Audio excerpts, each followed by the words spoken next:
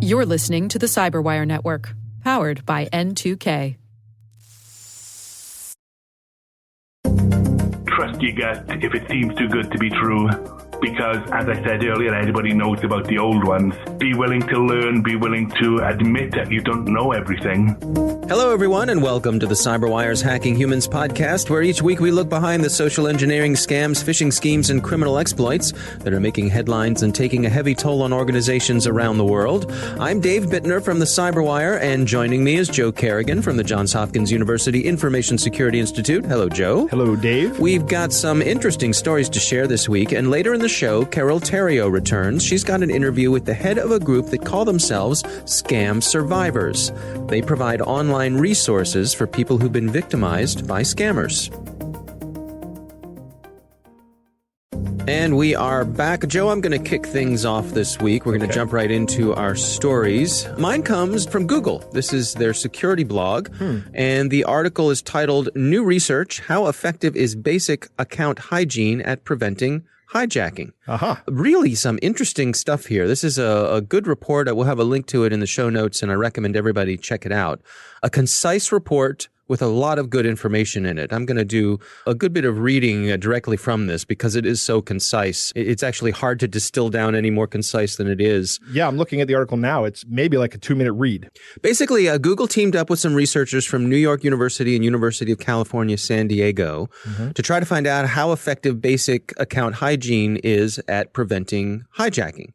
Now, of course, Google has some built-in tools where they try to prevent, people taking over your accounts, bots, so on and so forth. But they gathered up some really interesting statistics here. They said if you've signed into your phone or you've set up a recovery phone number, this is with your Google account, they have two-step verification.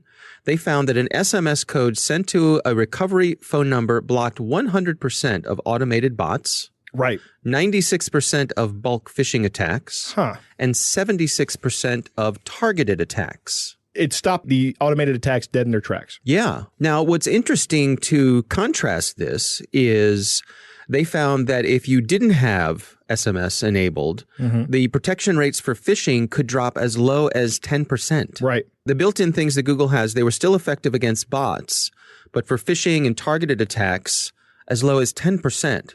That is a wide gap. Right. That's on the knowledge-based authentication. Right. Knowledge-based challenges were as low as 10% effective in stopping someone from taking over your account. Right. And that's where they ask you a question. What was the street you grew up on? What's the name of your dog? We've talked about this before, how easy that stuff is to get. Right. What I think is fascinating here is the SMS code. When I talk about two-factor authentication or multi-factor authentication, I talk about it from least secure to most secure. Right. And I always start with SMS code because even if you get an SMS code, there are ways to social engineer that out of a person. Right. And there are ways to actually to get around it and to breach other security. You can clone a SIM card or something and actually get the code yourself. But I'm not amazed that it stopped 100% of the automated attacks because that's the biggest bulk of these things, right? And when the automated attack sees a prompt for a second factor here, it's not going to continue. It's just going to stop and go on to the next account and try to breach that. Sure. 96% for a bulk phishing attack for something as simple as an SMS code, and then even 76%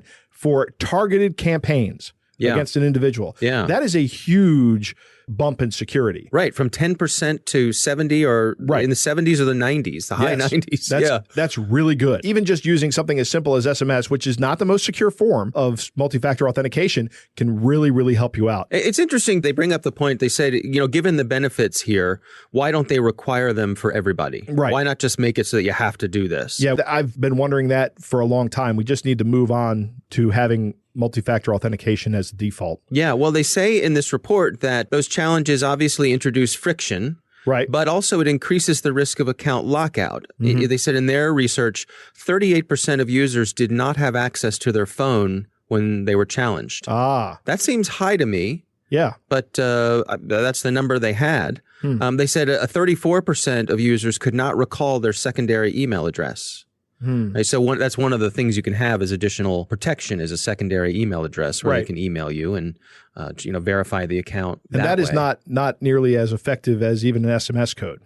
Correct. Automated attacks are stopped 73% with a secondary email address. I'm betting that's based on an attempt to reuse a password on the secondary email attack. Mm-hmm. Now, one of the points that they make here is that they actually have an additional level. If you're someone who feels as though you are a high-risk person, Google has an advanced protection program. Right. And that involves physical security keys. Right. You don't even need to be a high-risk person. If you go out and buy a YubiKey, or Google has their own product, I think they call it Titan, you can just use those. I use a YubiKey for my Google authentication, and it was a $40 investment, and it works great. Yeah. And they say this stops 100% of all the attacks. Yeah. Yeah. In this research, they say 0 users that use the security keys fell victim to targeted phishing during their investigation. Right. Yeah. Targeted attacks did not work when you used a YubiKey. So or something similar. It works. Right. It just works. Exactly. Right. The other thing they pointed out is that Google has 5 things you can do right now to stay safer online. They have a blog post about that. We'll just go through these quickly because they are good. One is set up a recovery phone number or email address and keep it updated. That's basically what we've been talking about. Right. Use unique passwords for your accounts. We certainly have covered that here. Keep your software up to date. That's both the software you're using, your operating system. Set up 2-factor authentication, something we talk about all the time. Yep. And then the last one, perhaps a little bit self-serving for Google. They say take the Google Security Checkup, which goes through your Google account and gives you an idea of how strong it is. Right. I think Facebook has this as well. Yeah. My Password Manager has one as well. Right. And it goes through and checks to make sure you're doing what you should be doing. Your Password Manager, I think, checks with Troy Hunt's database to see if anything's been in Have I Been Pwned, right? I believe so. Yeah. I believe so. But it even goes through and just, like, if it notices that I'm reusing a password somewhere, it'll ping me and say, hey, knock it off. That's please, don't do this. Right. This is bad practice. Please allow us to generate a safer password, a unique safe password for you. So that's my story this week. I highly recommend you check out this article. The gap between the haves and the have-nots here was wider than I thought it would be. Yeah. That the difference that SMS makes, and particularly that hardware key, to basically solve this problem if you have a hardware key. Exactly. I was not expecting that, and it's impressive. So take a couple minutes and do check it out. It's worth your time. Yep.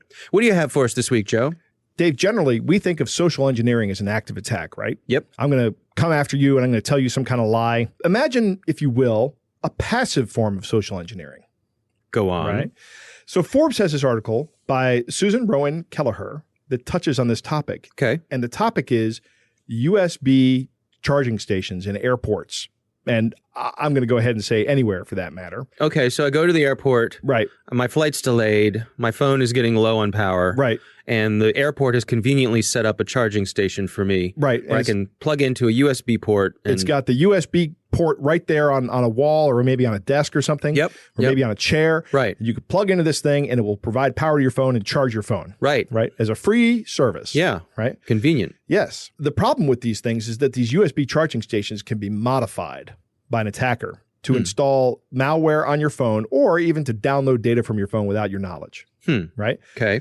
And a friend of the Cyberwire, Caleb Barlow from IBM, has a great quote in this article. I'm going to read it exactly because it ties in to our analogy with personal hygiene. Okay. Right? And he says, plugging into a public USB port is kind of like finding a toothbrush on the side of the road and deciding to stick it in your mouth. You have no idea where that thing has been. Okay. Right. I can't unsee that. All right. Very good. Very good. And that's exactly right. You really don't know what's on the other end of this. Now, imagine I'm an attacker and I want to lure people in with a sense of false security. Right. I'm going to say, well, we think of the airport as a very secure place, right? Yeah. You passed through security already on your way to where you're going to sit and wait for your plane. Exactly. What are the odds that somebody has come in here and maliciously acted on these USB ports? Right. Probably low. Yeah, I'd say so. It may not be, though. It may be higher. And state actors are turning to this because they're targeting travelers because they have a lot of valuable information. Yeah, and I guess a plane ticket is not an expensive thing to pay for to get you past that security point. That's absolutely correct. If you're targeting those folks. And I've gone through airport security with some pretty suspicious looking electronics. Yeah, the nature of the work you do. Right, yeah. Sir, I'm going to have to ask you to step aside here. There was none of that, Dave. I said, look, these are electronic prototypes I've built. If you want me to open them and explain them to you, I can do that. Because I was positive that they were going to say, this looks kind of suspicious. They didn't blink twice at it. They went through and they said, okay. And these were like cigar boxes with wires all over them. Oh, that's kind of terrifying, Joe. Yeah. Okay.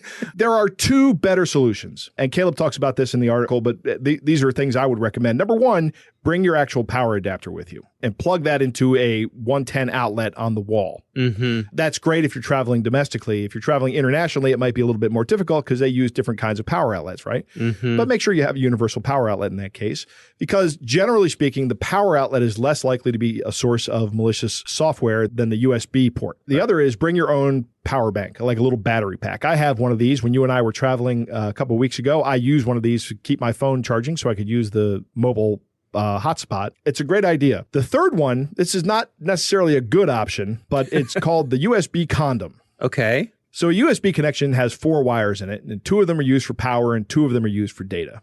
Okay. And what a USB condom does is it just provides no connection to the data pins. So now, even if you plug into one of these infected ports, you won't get anything malicious happening to you because there's no way for the port to communicate with your phone because there's no data connection. There's only a power connection. Right. Now, if you recall a couple months ago, some time ago, you and I were talking about Kevin Mitnick building a prototype of malicious USB condoms. Right. So now you have that worry to go about. So, you should just X-ray your USB condom to make sure it's not one of Kevin's. We all have access to X-ray machines, right, Dave? Oh, sure. Yeah, that's practical. And if you don't, just stop by the airport. Just go up to the folks there at the security line. Tell them that you're not actually taking a flight, but could you just run this device through? I'm just curious. I don't know what's inside of it, and I'd like to see. They'll be totally okay with that. Will they really be okay with that, Dave? No, they will not be okay with that. They are completely humorless. They will not be okay with that. So I guess the big picture here is you need to know the chain of custody. Right. Yeah, the supply chain of your products. Buy it from a reputable dealer. Right. Or the cable that came with your phone is probably a good product, right? Likely. Unless it was interdicted in the supply chain, but you never really know, right? And if you're a person who's likely to fall victim to that, chances are you already know that. Right. And you're going to have things in place to protect yourself from those possibilities. For the vast majority of people, this is kind of a low-risk thing, worrying about a malicious cable. But I would say worry about these malicious USB ports in airports or anywhere else. I was at my daughter's graduation yesterday, and they had a huge table of USB charging cables, right? And I was walking up looking at them, and there was a woman across the table from me. She goes, "The Apple ones are over here," and she plugs it into her phone. And I'm like, inside of my head, I'm going, no! But I'm like, no, don't make a scene here. My favorite one was recently at a trade show at their booth. NSA had a free charging station. And they made light of it, They they knew it. They got the joke, They got it. So. Right. That's hilarious. Yeah. I'm glad to see that the NSA is not without their humor. Yes. Unlike the TSA. There you go. Right. All right, Joe. It's time to move on to our catch of the day. Joe, our catch of the day this week is a scam that is known as the trunk box scam. The trunk box scam. And there's an echo in here. This comes from the website scamdetector.com. I have never heard of this scam. It's a variation of stuff we've heard before. Okay. As a lot of these seem to be. Right. But it goes like this.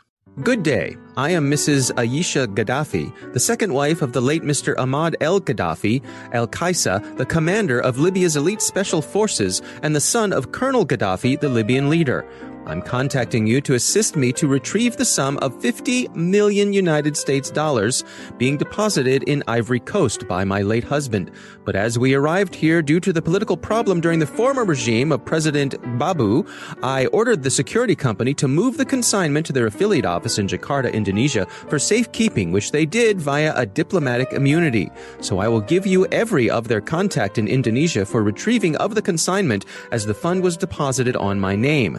As a matter of fact, I and my only son and the entire family of my father-in-law were trapped in a bunker here in Tripoli after my late husband was captured on 12th of October 2011. I managed to sneak out with my son with the help of a security guard on duty that fateful day and crossed us to the border. Presently, I am hiding in West Africa without any other means of communication except my laptop and evidently a reliable Wi-Fi connection. Right.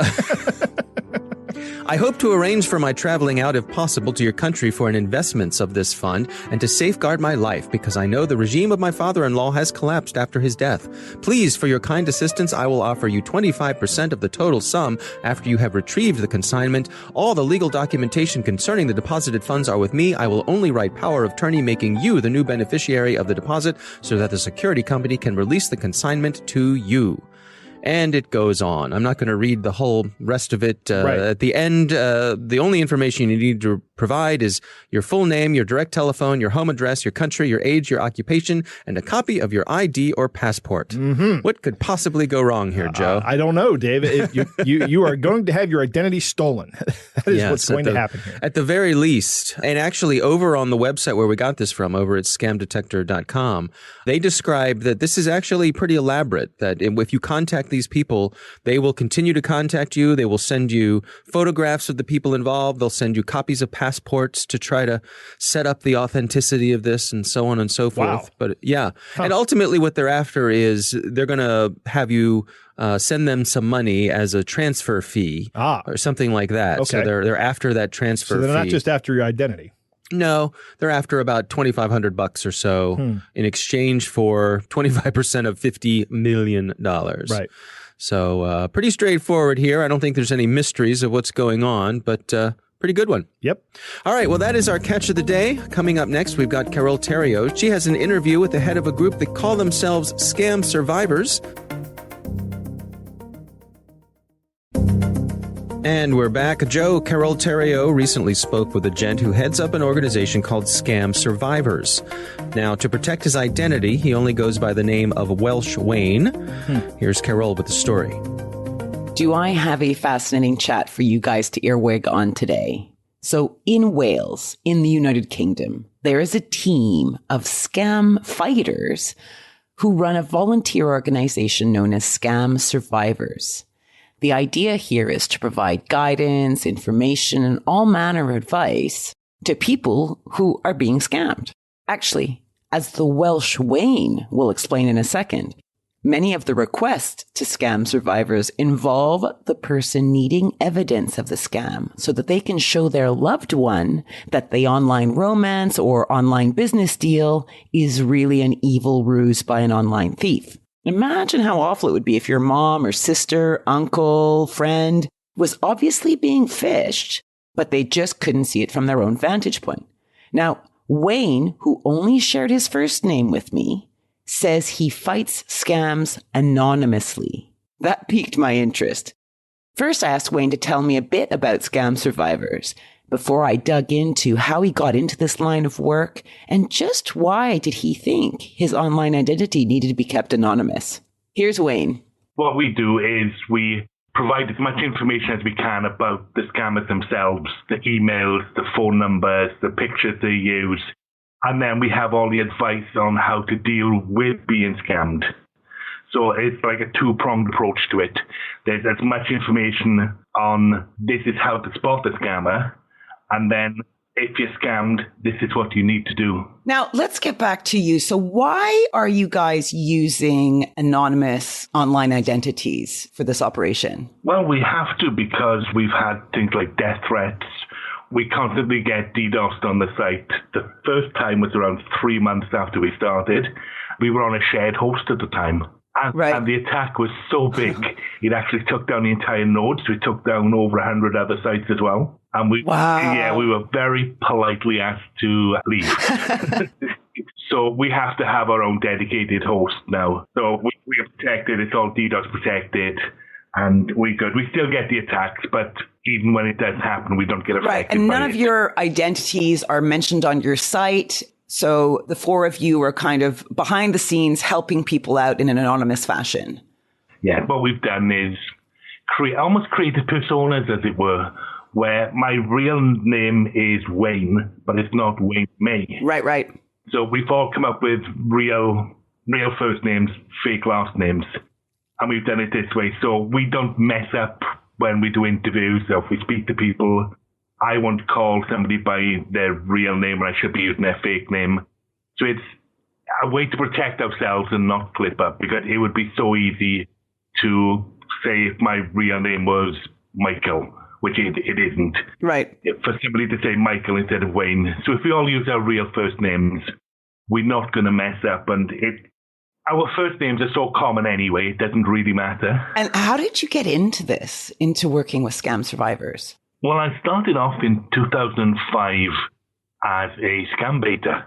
Oh. I was basically looking online one night, bored, just looking for funny things. And I found this quiz, which Nigerian spam are you? So I did the quiz. It came up with some name I'd never heard of. I Googled it, and I found the entire baiting community just opened up to me. I sat there all night reading these things and laughing my ass off. But this is brilliant. I really want to be a part of this.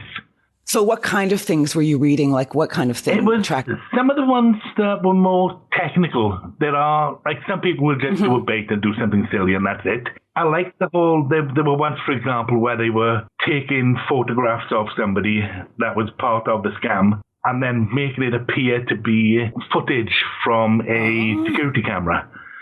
So I kind of like that cleverness about it. So I joined up. I messed around for a bit, talking to different scammers. And then I had a romance scammer contact me. And I really didn't like it because I knew that this was really a guy pretending to be a female.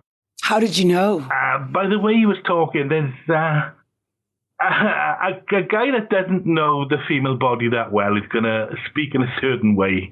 Okay. Enough said. There's a thing on Red Dwarf where Rimmer is pretending to be a female, and he turns out and said, "I'm having a woman's period." and that kind of way that they speak. Right. No, this is not a female. So I didn't like it. I said, I felt really uncomfortable, like I needed to scrub myself down with bleach after. And somebody said, well, if you felt that way, they were having to pretend to be a female. Imagine how they felt. And that was my light bulb moment. I felt uncomfortable. I'm going to make them feel 10 times as bad. And I got a real kick out of making them feel bad. Are you talking threats, things like that? No. So trying to make it too intimate for them to try and make them feel uncomfortable the way they did to you. Gotcha. Yeah, exactly. And there were very few people actually dealing with romance scammers at the time. And people would come to me, say, my mother, my brother is being scammed at the moment. Would you bait this scammer to help convince them that it is a scam? Mm-hmm. So over the course of about a year or so, I started dealing less with having fun with the scammers and more helping the people who were being scammed or helping the people who were having to deal with people being scammed. So it went from just being this fun thing to an actual, I'm helping people now. Wow. So that's kind of interesting. That kind of flips it over, doesn't it? Yeah.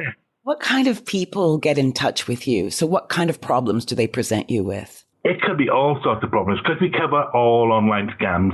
It could be somebody's been the victim of a sex extortion scam. This week we had somebody whose mother is being scammed by a romance scammer, and he's asked us to help prove that it's a scammer.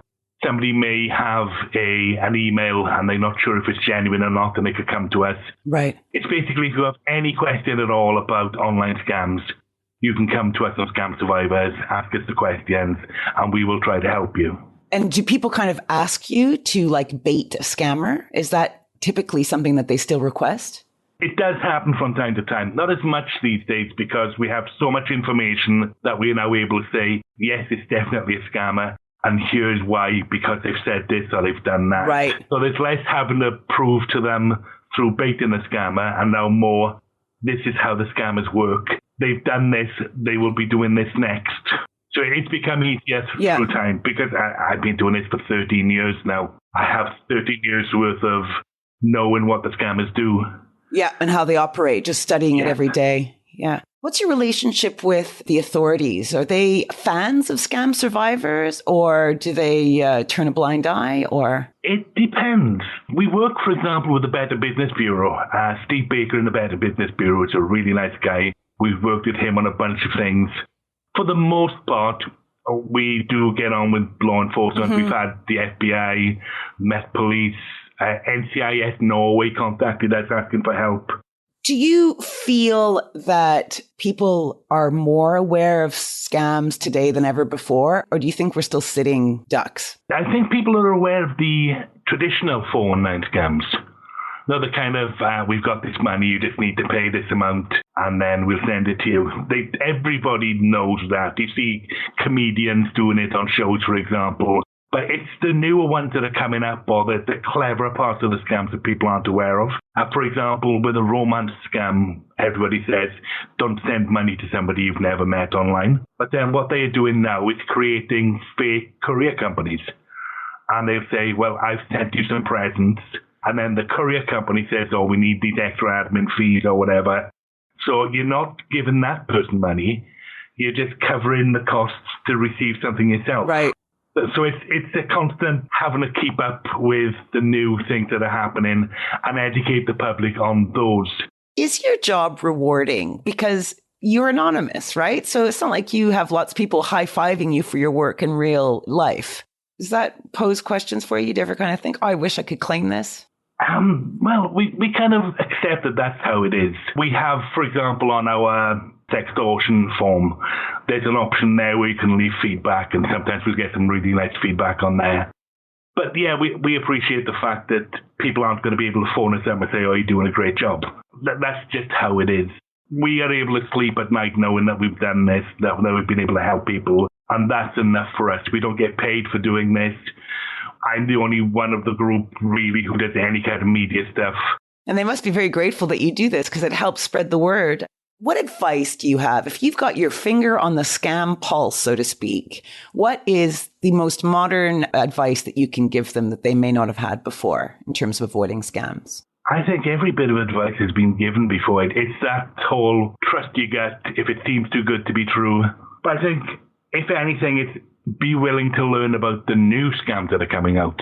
Because, as I said earlier, everybody knows about the old ones. Be willing to learn, be willing to admit that you don't know everything, and come to people like us at Scam Survivors, at other sites as well, and try to suck in as much knowledge as you can, because there are so many people out there with this knowledge willing to share. So if you want to know about these scams, you may know so much, but there's also so much more to learn about. Maybe for IT administrators, this is particularly important because they're, of course, not just looking after their own systems, but that of the entire company. So for them to stay really on top of this by checking out sites like yours is a great way to do it. Yeah, and if anybody wants to come to us, ask us any questions, we're always quite happy to speak to people. Well, Wayne, thank you very much. This has been very enlightening. No problem. Thank you for the chance to speak about it. You know, I got to come clean. Before I spoke with Wayne, I don't think it ever occurred to me that there would be tons of people out there worried about their loved ones being duped by an online scammer, and that would be a huge area where support like what Wayne is offering is needed. I mean, think about it. He has taken on the job of trying to prove to people that they are being phished by giving them evidence and giving them examples of it happening before. Boom, I say. So if you have a loved one that you're concerned about, don't despair. Check out Scam Survivors. And of course, tell them to listen to this podcast. This was Carole Theriault for Hacking Humans. Interesting stuff, huh, Joe? Yes. Number one, Wayne is a fan of Red Dwarf. So kudos to Wayne. That puts him up in my book. Right? Okay, very good. I love that show. Wayne is doing good work here, and it is a shame that he will never get to hear it from people that he impacts. But I'll tell him and his friends over there at Scam Survivors that this is good work. Yeah. And it's important work, and it needs to be done. Mm-hmm. I find his story about how he got into it very interesting. He just stumbled across scam baiting and then just worked into helping people out. Yeah, it became almost like a hobby for him. Right. Yeah. It's also interesting that Scam Survivors has amassed enough information about these kind of scams that they can tell you, yes, this is a scam. Here's what's going to happen next. You show somebody that kind of predictive power just because you're familiar enough with these scams and familiar with how they work and you know the patterns. If you can tell somebody that here's what's going to happen next, that is going to be immensely powerful in helping them realize that they're in a scam. Oh, yeah. Right? Yeah. You know, it's funny. I had a friend who was dealing with some unwelcome advances from a coworker to the point where she was talking to the police about it. Really? Yeah. And so she tells me she's having this conversation with a police officer, and the police officer's like, so did he do this? And she says, yeah. And then he did this. Yeah. And then after that, he did this. Yeah. like the police officer knew every single step along the way. Right, he knew the pattern. He knew the pattern. Right. And to her, this was just, it was great for her to hear that because she knew it's not just me, that these things have patterns, and this police officer knows what he's talking about, and, hopefully he's going to be able to help me because he has a sense for where it's going to go from here. Right. Yeah. Right. And now he can intervene before anything gets too far. Right. The advice, he says, trust your gut, is good from the outside perspective. Yeah. Right? So if we looked and saw that somebody we knew was getting scammed and we had a gut feeling that they were getting scammed, that's good advice. But from the inside, your gut feelings may not be accurate. Mm-hmm. Right. So I would say also that for anybody who's listening, that you have to have the ability to be wrong. You have to understand that you could be wrong. Mm-hmm. I would also say have a trusted friend, family member, whatever, that you're willing to go to for a gut check. Right. Yep. That's also good advice. Sometimes just explaining this to another person, as we've talked about before, is enough to make you realize, oh, yeah, this is a scam. Yeah. I should have seen this. But now that I'm telling you about this, it's obviously a scam. Yeah. That's one of the big things. You can get out of your shell, talk to people. Mm-hmm. One of the big red flags that we talk about in scams and actually in all kinds of different things, it's one of the first things I told my kids before they went to school is look for the red flag. Let's keep this between us. Mm-hmm. That should be a huge red flag. There's no reason for that usually except to isolate you, to keep you away from family and friends, to talk about it with other people. Yeah. So if you see that, if you hear that, this is our little secret. Let's keep this between us.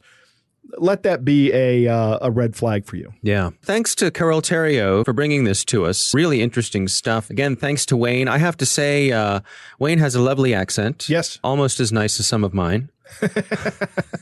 But we appreciate him coming on. And as we both said, really great work here and good stuff. So thanks to him and all that they're doing. We want to thank the Johns Hopkins University Information Security Institute for their participation. You can learn more at isi.jhu.edu. The Hacking Humans podcast is proudly produced in Maryland at the startup studios of Data Tribe, where they're co-building the next generation of cybersecurity teams and technologies. Our coordinating producer is Jennifer Iben. Our editor is John Petrick. Technical editor is Chris Russell. Our staff writer is Tim Nodar. Our executive editor is Peter Kilby. I'm Dave Bittner. And I'm Joe Kerrigan. Thanks for listening.